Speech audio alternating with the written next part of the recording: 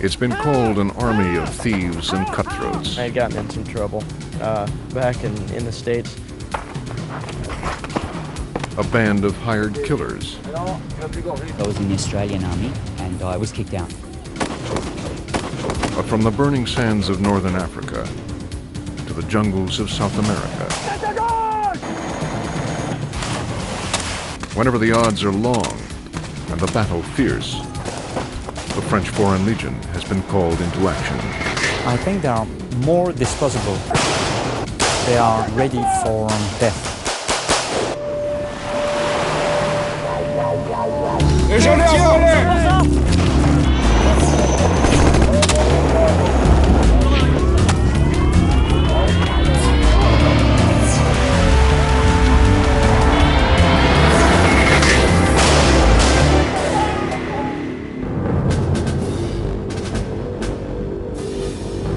The Persian Gulf, 1991. An Allied coalition unleashes Operation Desert Storm.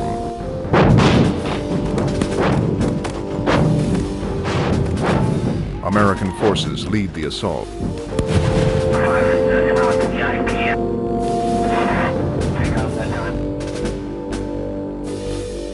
100 hours later, the Iraqis are defeated, and Kuwait is liberated.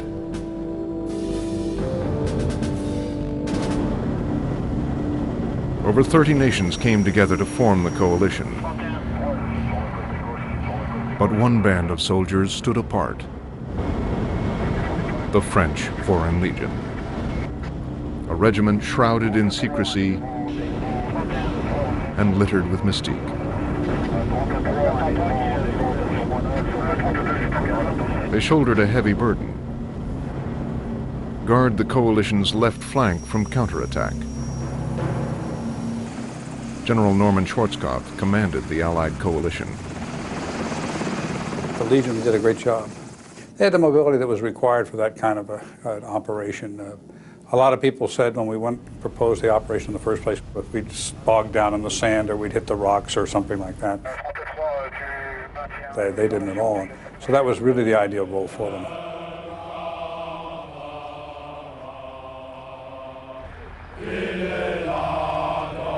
Few know the Legion still exists.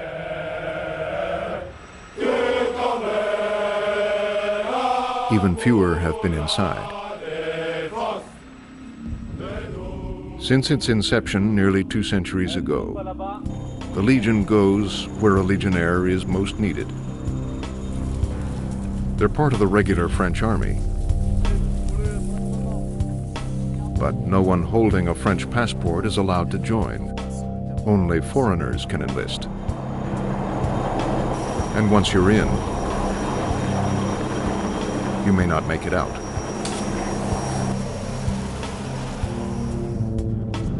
The Legion was created as a way to funnel immigrants and criminals out of France and onto the battlefield. An idea as old as war itself.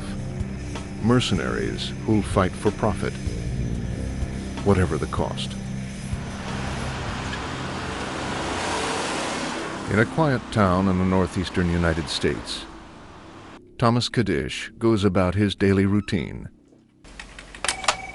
For 2.5 years, he's worked as an auditor for a local oil company. His weapons today are calculators and computers, but they weren't always. Inside, Thomas hides secret memories of times past and battles fought. From 1980 to 1985, Kadish served in the French Foreign Legion.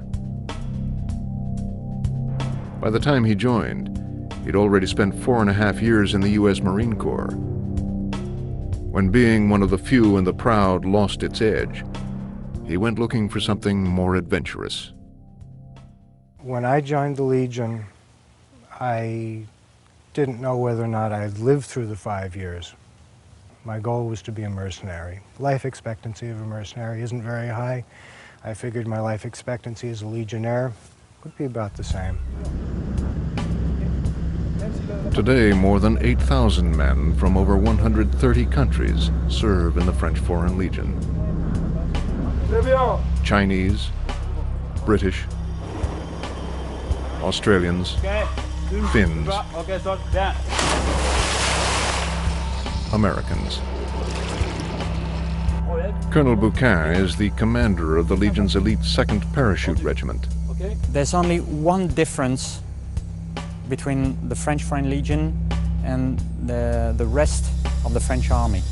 It is the fact that we accept foreigners. For everything else, it is almost exactly the same. The same rules, the same equipment, the same weapons, the same vehicles, the same structures, same organization. With one exception. While French law allows women to serve in the army, the Legion itself won't let them in. General Bernard Grail is the highest-ranking officer in the French Foreign Legion. For the moment, it is impossible for us to accept women into the Legion because our training system and our day-to-day life within the Legion just won't allow it. To make this family work and create a cohesive unit from this group of foreigners, we have to place everybody into a big bowl, close the lid, and shake it around. And like they do in other countries, we can't separate the men from the women.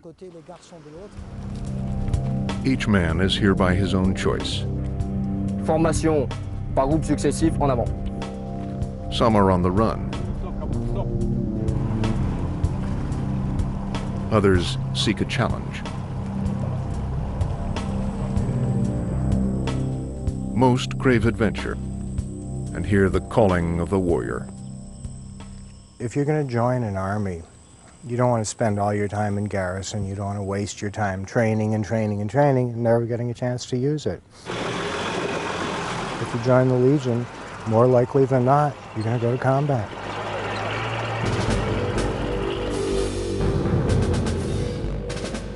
This is where their story begins.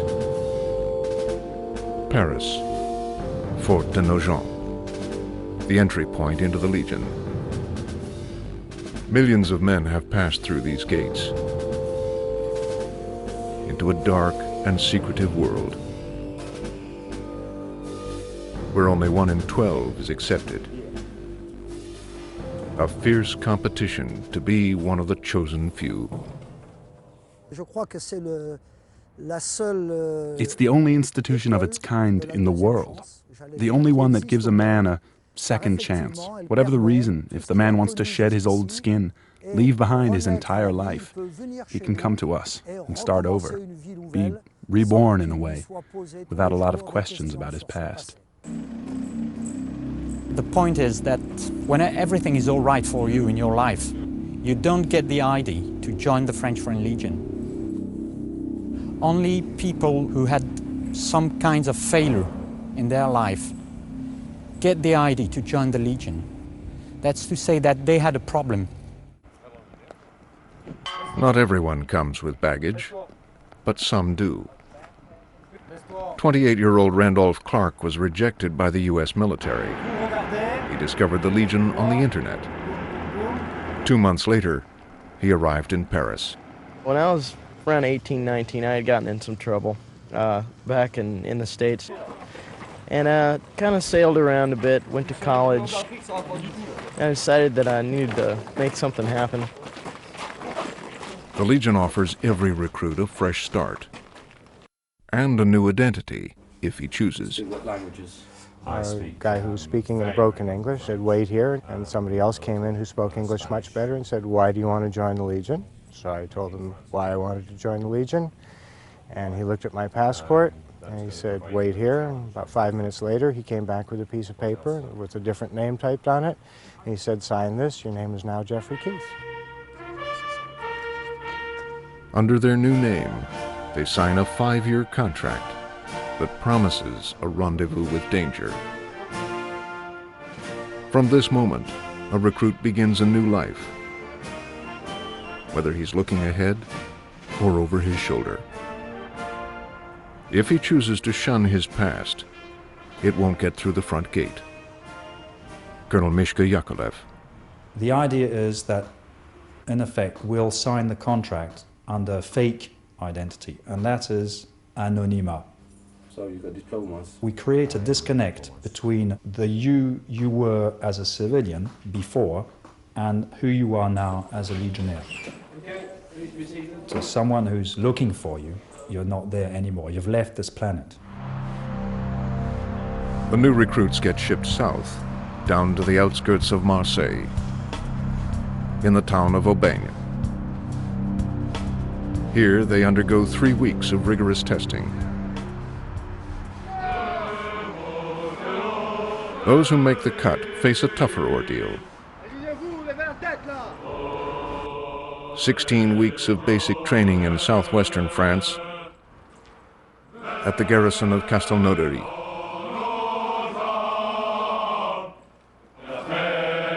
Few recruits know what goes on here, but the rumors alone drive some away. We heard that people got beaten to death in training, and if you made a mistake, you could get shot, and that their live fire exercises were really live fire. We'd heard things like that and wondered whether or not they were true. The truth itself is tough enough. The pounding begins immediately. An intense test of physical fitness, mental well-being, and the sheer will to live. They have a different style than the Americans. It's a lot of physical. It's you go, you go, you go, you go, you go. You have no choice. You know, don't sit down, don't cry about it. You go. You're a legionnaire. Legionnaires train as they would fight, and fight as they train. And they're trained to be expendable. More often than not, they are sent to some of the most dangerous places in the world. They usually like to send the Legion first because if things do work out fine, then they can give the glory to the French army, and if they don't, well, so a few foreigners got killed. No big deal. 1997. Chaos breaks out in the Republic of Congo. Thousands of Europeans are trapped in the middle of a civil war. Most European governments stand silently in the wings, too nervous to intervene. But the French have an option the others lack. An army of foreigners willing to fight for France, or die trying. I think they are more disposable. They have accepted to give their life for their new family. They are eventually ready for death.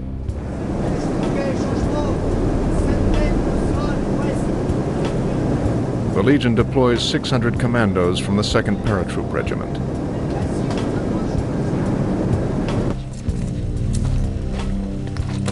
On the ground, they encounter the legacy of France's colonial past. Anti-French sentiment on both sides makes the Legionnaires targets themselves. After days of attacks and counterattacks, they round up the foreign nationals and shepherd them to the airport. One Legionnaire is killed. 5 others gravely wounded. Ian Lawson is a 13-year veteran of French Foreign Legion. We evacuated 6,500 people over there in just under 2 weeks. Some refused to go in to do the job. They said it was too dangerous. We were asked to do it, went and we did the job. Showed the world that we could do it. But that's the way it goes. That idea is drilled into every recruit at Castelnaudary. Once the order is given, the mission is sacred. And it will be accomplished. But at what cost?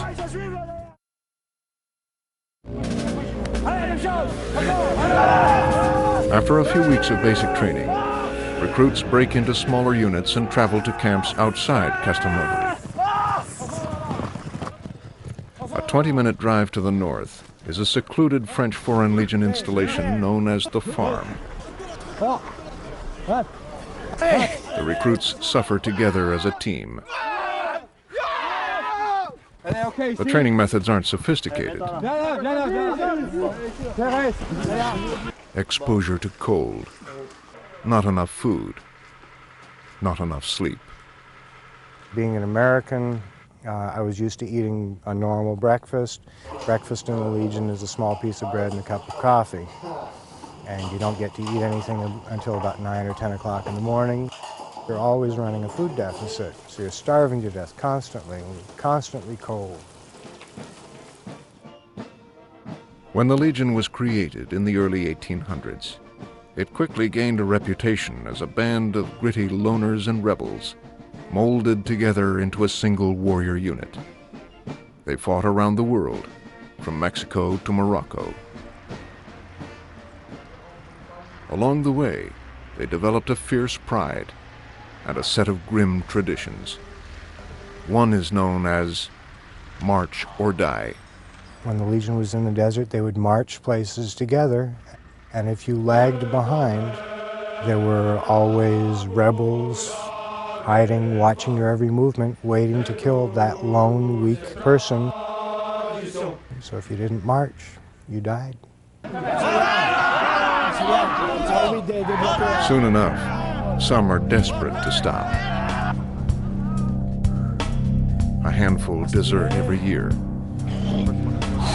Those caught may suffer beatings and imprisonment. The Legion's history of brutality is well documented,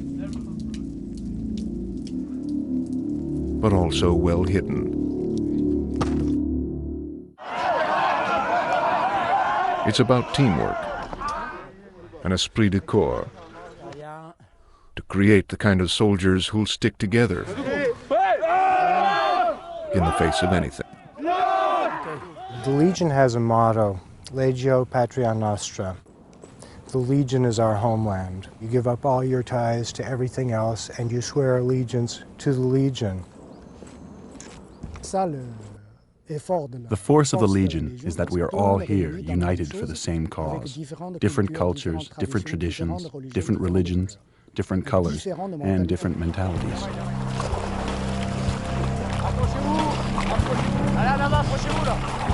Instead of fragmenting the unit, their diversity forges a bond that keeps them together.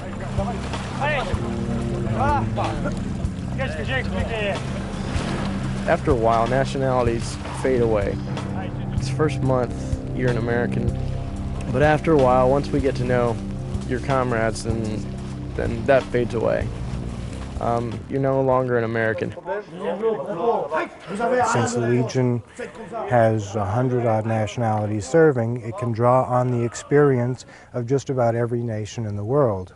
So rather than having a unique way of doing things, the Legion can provide 100 different ways of doing things. Another force bonds the soldiers together. Rangers. Rangers. Language. Qu'est-ce que c'est? Une Rangers. French is the only language every recruit speaks. Engagé volontaire, aide-moi à vous avoir mon écran. Verrez. Many arrive not knowing a single word. He simply showed up at the door, wanting to be a Legionnaire. He's Mongolian, and of course they have a totally different alphabet and culture. C'est une Rangers. Répétez. C'est une Rangers. We took him in just like the others, but of course, it's hard, because we'd never had a Mongolian, and our two languages are so different. When you first join the Foreign Legion, it's a jungle. You've got a very, very bad level of French. Guys have got 2 months of service in the army or in the Foreign Legion. It's normal they're not going to speak the language. Qu'est-ce que c'est? The Legion makes sure you learn, Qu'est-ce que c'est? one way or another. You learn faster, you get your head kicked in. Des. It starts off, and they're really reasonably lenient if you don't understand things. They take into account that you've only been there a short period of time, but the longer you're there, the more they expect you to know. And if you don't get with the program fast, it can get quite painful. After a few weeks, a new devotion sets in. A devotion to the Legion itself, above all else. 1962. After a bloody decade of war, France reluctantly grants independence to Algeria, long a French territory and a Legion battlefield. Forced to leave thousands of Legionnaire graves behind them, the Legion felt betrayed and set in motion a coup d'etat. Their plan? To assassinate French President Charles de Gaulle. A Legionnaire sniper was chosen and sent to Paris. Ultimately, the plot failed. Some speculate that it was foiled when de Gaulle's route was changed at the last minute. But the Legion suffered irreparable damage. The French government acted to ensure such an insurrection could never be repeated. The elite 1st Parachute Regiment was disbanded, and another created in its place. It was moved offshore, far from the seat of government, but well within the sights of the French army. They realized that the Legion itself, as an independent army, could be very dangerous to the French government. So what they did was they brought it under the auspices of the French army itself, whereas prior to that, the Legion was totally independent. Today's recruits enter a Legion far different than that of a half-century ago. It's very important to keep the Legionnaires training all the time, to keep them busy, because we're used to say that a Legionnaire who is not working is a Legionnaire able to do mistakes.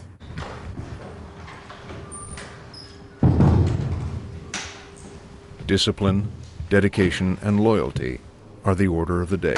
C'est la Légion Étrangère. Orders flow from French officer to foreign Legionnaire, without question. Tu as des bons résultats? In one way, it is easier to control in the French Foreign Legion for the chief, because you know that you give an order and you will be obeyed. On fait un bond de 200 mètres toujours en essayant de trouver un point d'observation.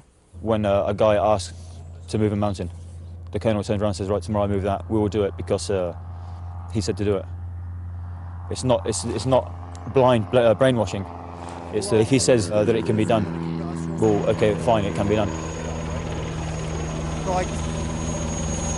Recruits are taught to ignore the political or moral implications of their mission. Where the government decides to send you, that's where they send you. If you start to toss back and forth, well, politically this is wrong, then you think twice about fulfilling your mission.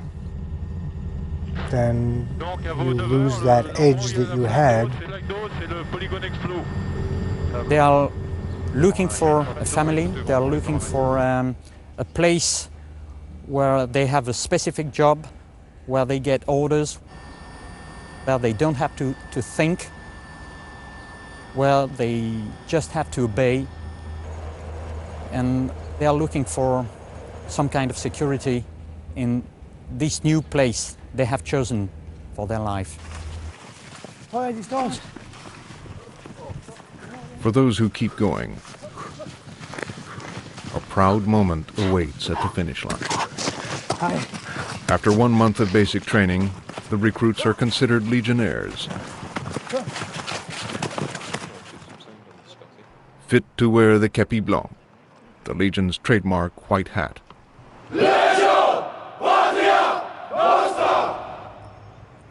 It's a proud feeling when you put on the white hat, and it's an exclusive club, very exclusive club. Very few people wear them. Nous promettons de servir avec honneur et fidélité. Once you become a Legionnaire after that 1 month period of time, then the training really starts. Then they can get tough because you've shown you can make it through that first bit of training and the basic indoctrination. Beyond that, then they have to teach you everything that's involved in being a Legionnaire from day to day. It's all in preparation for what lies ahead as they move into the real world with real battles in some of the most unforgiving conditions on Earth.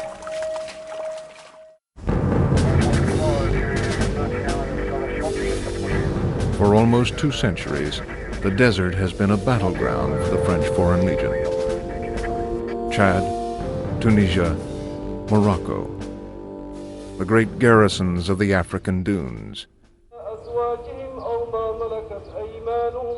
Once Legionnaires pass their 4 months of basic training, they may wind up here, Djibouti, one of the hottest countries on Earth. The thing about Djibouti is it's so far away from what we consider to be the conventional world. You're away from the eyes of anybody. Anything can happen. You follow orders, because if you don't, you can disappear. Perched on the Horn of Africa, this former French territory is a mere fraction the size of France, with 1/100th the population. But it's where the action is. Captain Philippe Delapelle commands a Legion unit isolated in the desert.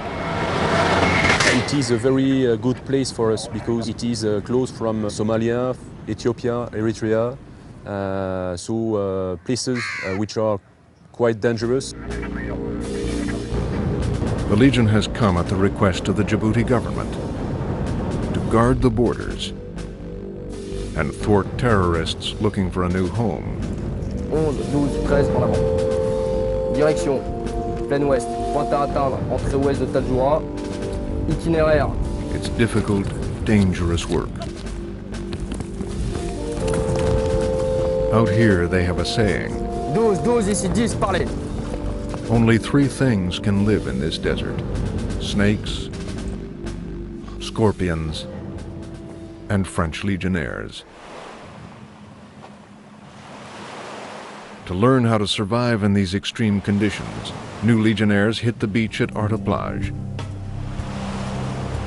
the desert training center, home to the Legion's 1-month graduate course of the sands.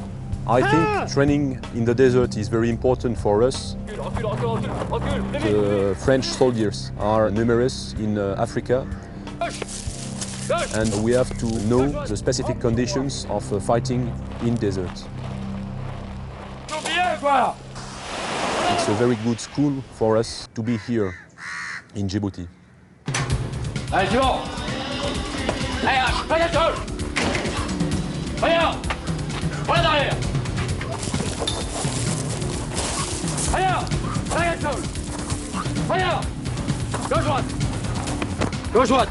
Early each morning, Legionnaires like Wolf Gren awake for desert commando training. Gauche droite. Gauche droite. Coup de boule. I'm expecting a physical effort.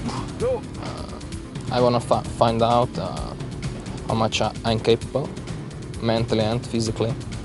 And of course I'm searching of adventure.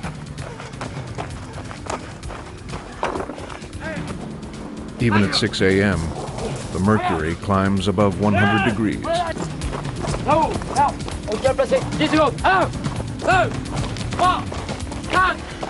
Reared on the ski slopes of Slovenia, he's never tackled conditions like this before. He's been kept awake for the past 36 hours. He paddled all night, then did a forced march until 4 a.m.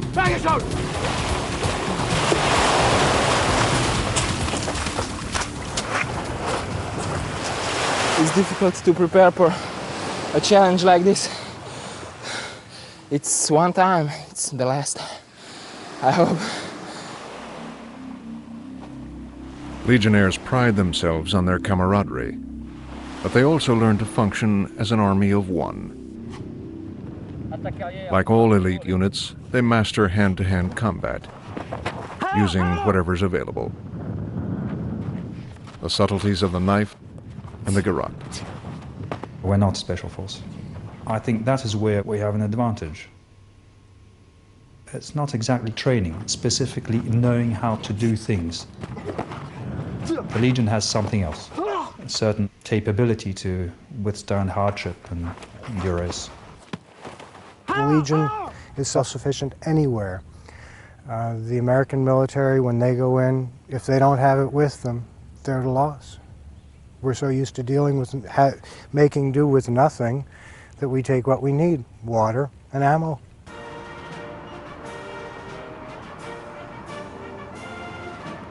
Time and again, the Legionnaires have tested their capacity to survive against all odds. 1954, Indochina. After an epic 56-day siege, Legionnaires surrender at Dien Bien Phu. It's the beginning of the end for the French in Southeast Asia.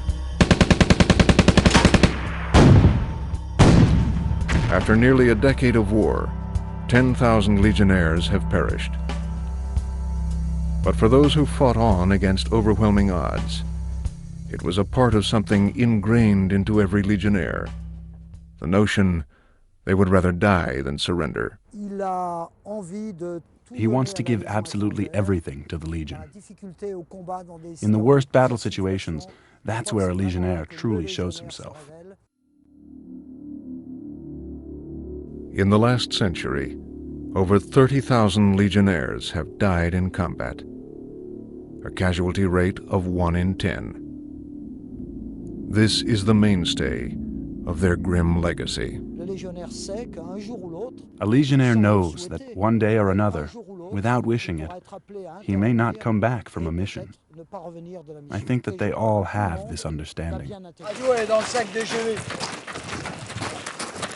There was a famous French general, General Négrier, who said, "Vous êtes légionnaire pour mourir, je vous envoie où l'on meurt. You're a legionnaire to die, I'll send you where you can die." When you join the Legion, death is just another one of those things that happens. It's accepted. You got to be aware of you could go to another country and fight and die for a different country. And for me, that was a chance I'm willing to take. In an era of burgeoning civil war, the Legion is more active than ever. There is always the chance that we'll be called into, as it's happening now in Afghanistan. We've already operated in Kosovo. There's a chance we might be called into Macedonia. Our company has already operated in Chad. And the Legion throughout its history has always operated in any hotspot in the world. With its global reach, the Legion once again came under attack as the enforcer of French colonialism. Algeria in the 1960s was the low point. Desperate for independence, Algerian freedom fighters faced off against the Legion. For years the battle raged. Thousands on both sides died. In the end, the Legion was not only defeated, but denounced for its brutality. Not everything is peaches and cream. The world is a rough place for a lot of people.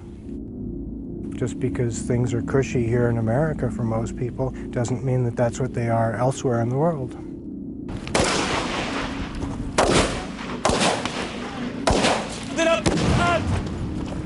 When you have a jungle out there, sometimes somebody's got to go in and keep things in order. And it's not always easy to keep things in order. Sometimes certain measures have to be taken. The Legion continues to play a major role in supporting French interests around the world. The Legion is always doing something, somewhere. Right now, there are probably half a dozen operations going on in the world involving Legionnaires that you'll probably never hear about. Places like South America,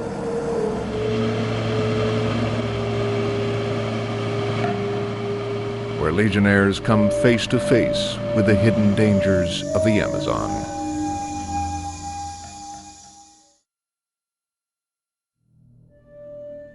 Dawn in French Guiana. an ocean away from the Eiffel Tower. A little piece of France in the jungles of the Amazon. Sunrise reveals the tranquil beauty of this wilderness.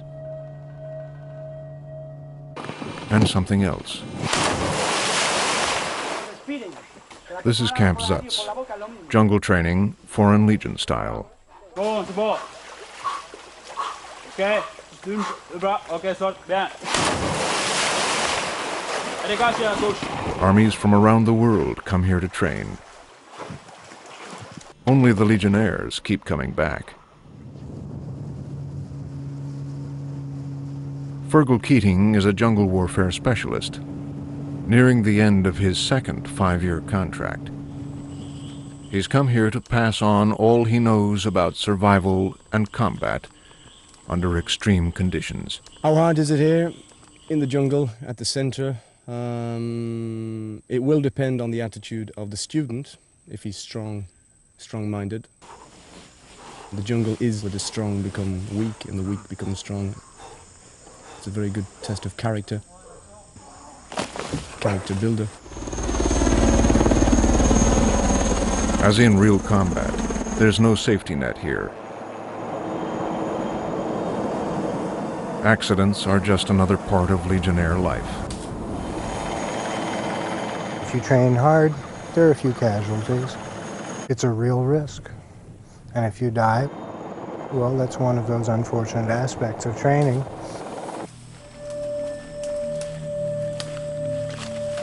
We send the Legionnaires out into the jungle to live, survive, and fight in this environment.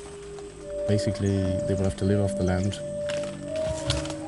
We'll put them more or less through a tough time, but we won't really annihilate them, if you like. The jungle itself will take care of that. The thing that makes a Legionnaire tougher than any other soldier in the world is it's a mental toughness. You have to be able to deal with harsh situations, crude surroundings, everything being tough, and you have to have the attitude that you're going to be tougher. Malaria, dengue fever, yellow fever, just a few of the natural hazards. Major Marco Berti is a Legion doctor assigned to the regiment in French Guiana. The Amazonian jungle is a place where there are sicknesses and diseases that aren't even in medical journals. They're so rare that we don't even have names for them. They haven't been documented because man doesn't often go that deeply into this jungle. There is also the danger of snake, scorpion, and spider bites. But here, Legionnaires like Bernard Rubbenheimer learned to be at home. The British and the Americans started doing this sort of jungle penetration during the Second World War.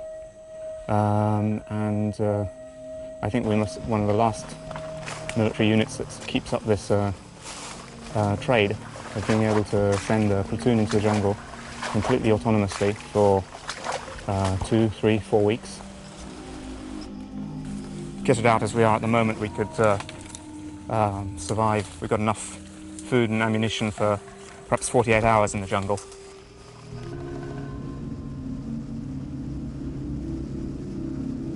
Out here, the Legion has 2 missions. To protect this French territory against smuggling and drug running, and to guard the European Space Agency's Ariane rocket program from the ever-increasing threat of terrorism.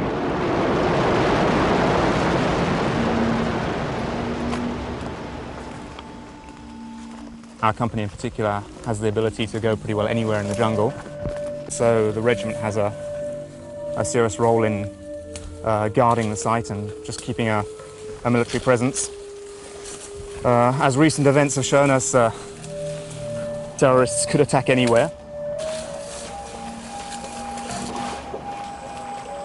The jungle has a way of holding on to people. As the officers like to say, the Legionnaire may leave Guyana, but Guyana will never leave the Legionnaire.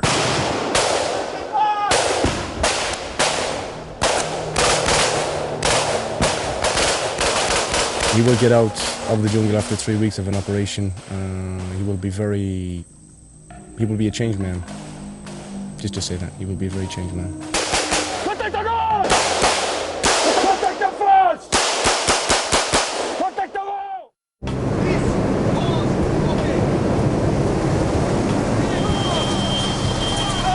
If there's an elite unit of the French Foreign Legion, it's the paratroopers who make up the Airborne's 2nd Regiment. Based on the island of Corsica, just off the coast of southern France, these men are the best the Legion has to offer. Here at Camp Rafale, 1,100 Legionnaires and 60 French officers hone their skills to a fighting edge. Their reward? The top combat assignments in the Legion. There's nobody in the regiment who doesn't jump. Everybody has to jump. If you're a clerk, if you're a cook, doesn't matter what you do, you still jump.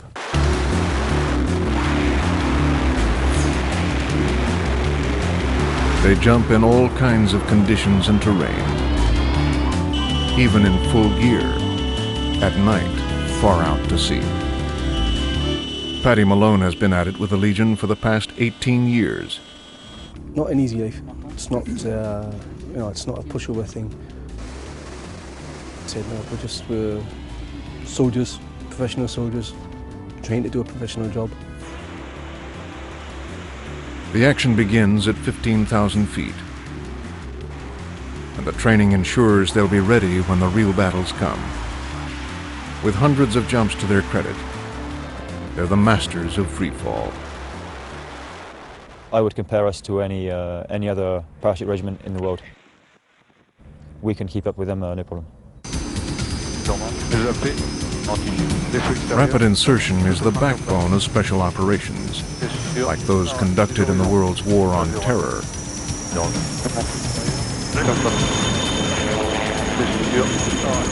Small commando units made up of 7-man teams race against the clock.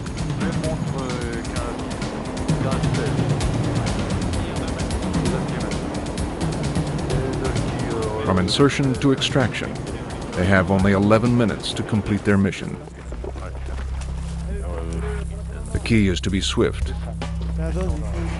silent, and deadly.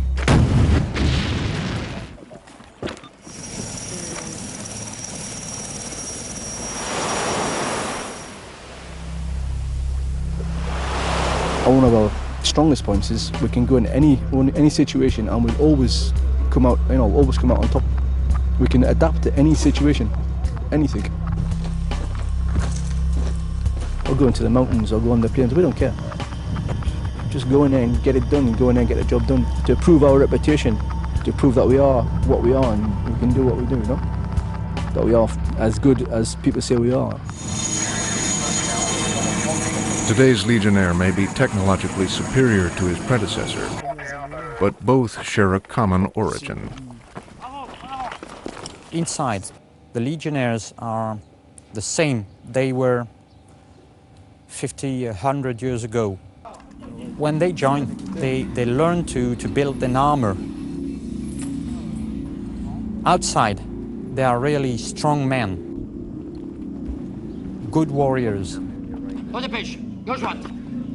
very disciplined. They look impressive.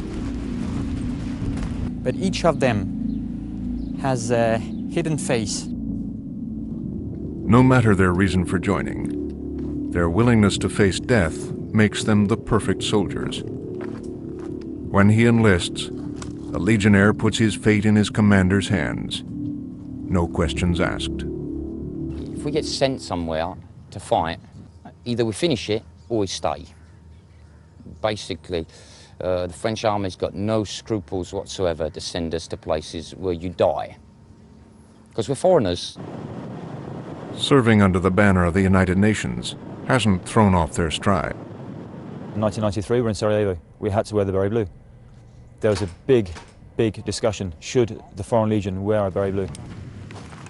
if you get sent to do that particular job, to fill in that particular task, the colour of the beret doesn't matter. For us, it comes within. What will never change is the way Legionnaires and the Legion see each other. I think the Legion will always remain a home for some people who had troubles in their life and who wants to find something hard to realize themselves. That's what makes the Legion unique. When you've got a bunch of guys that have been lived together for 5 years, they get to know each other, you know? They know when not to push and when to push. When to give a guy a smack on the head, like, you know, and not to do it. And the guys have their ups and downs, you know? It's like a family, you know? After 5 years, a Legionnaire's service ends.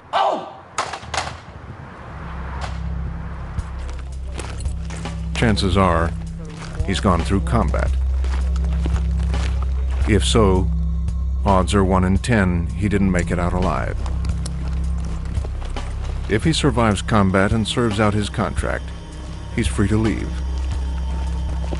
Before he does, he has a choice. Take back his old identity, or keep his Legionnaire name with a new French passport. Thomas Kadish decided to go back to his old self. With his identity restored, he returned home and eventually married. But his years of service in the Legion took their toll. Where you served for 5 years under a different name, suddenly you become, once again, the person you were before you began. Can you go back to your life? Can you go back to who you were when you joined? You're still the same person, but you're not. For those who choose to stay, the Legion can become a home they never leave. And after a lifetime of adventure, they retire to Domaine d'Anjou, a chateau in southern France, where the Legion looks after its own. They owe their allegiance not to a king, not to a constitution, not to the organization. Hey! They are probably the ultimate builders, the penultimate builders of this thing called unit cohesion. At the end of Operation Desert Storm, the Legion awarded U.S. General Norman Schwarzkopf one of its highest honors. When they made me a member of the Legion, they gave me a card with a telephone number on it. Said, if you are anywhere in the world and you get in trouble, call this number and we will come to your aid. 100%! Consommation 100%! Revered by many, condemned by others, the French Foreign Legion is unlike any other fighting force in the world.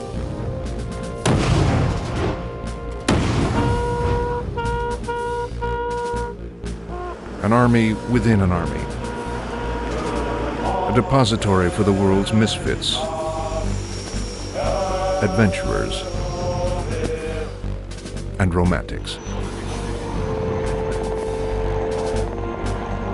Legionnaires live by a code of honor, based on discipline, solidarity, and respect.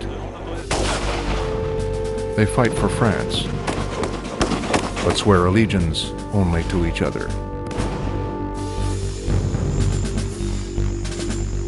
They're holdovers from a simpler time. Warriors first, countrymen last, fighting together until the bitter end.